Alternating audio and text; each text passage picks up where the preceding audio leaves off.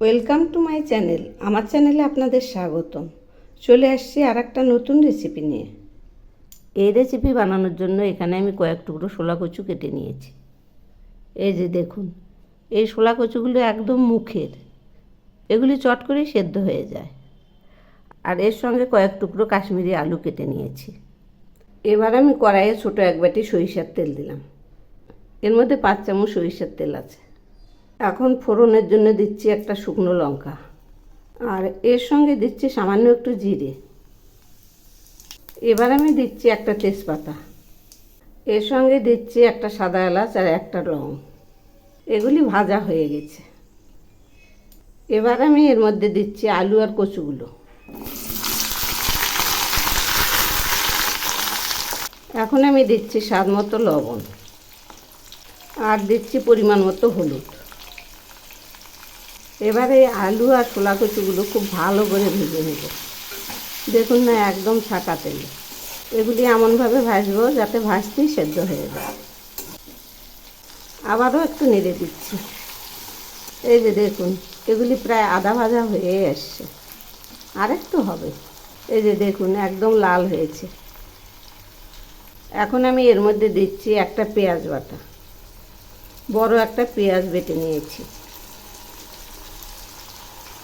দিচ্ছি 7-8 কোয়া রসুন বাটা, আর এর সঙ্গে দিচ্ছি 1 চামচ জিরে বাটা আর 1 টুকরো আদা বাটা।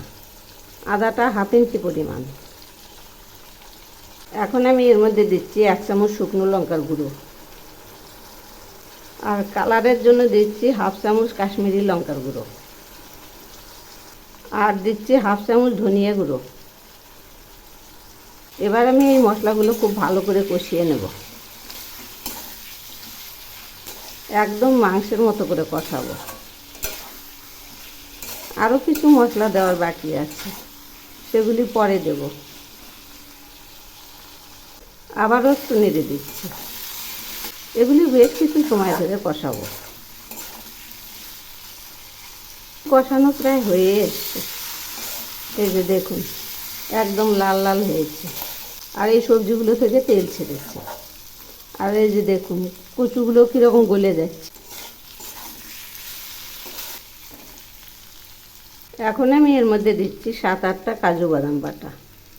এগুলি শেষে দিলাম, তাছাড়া কড়াইয়ের সঙ্গে লেগে যাবে। আবারও একটু নেড়ে দিচ্ছি। এখন ঘন ঘন নাড়তে থাকবো, তাছাড়া কাজুগুলো কড়াইয়ের সঙ্গে লেগে যাবে। মশলা কষানো হয়ে গেছে। এই যে দেখুন, একদম পারফেক্ট কষানো হয়েছে। আর এই যে আলুগুলোও সেদ্ধ হয়ে গেছে। এই যে দেখুন, একটু একটু করে খুলে যাচ্ছে। এখন আমি এর মধ্যে দিচ্ছি ছোটো এক বাটি জল, 1 কাপ মতো। আবারও একটু নেড়ে দিচ্ছি। এই রান্নাটা একদম মাখা মাখা হবে, মাংসের মতো।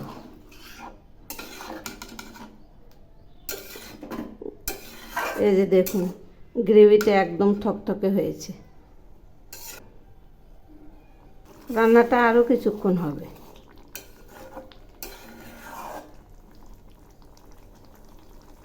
রান্নাটা প্রায় হয়ে আসছে।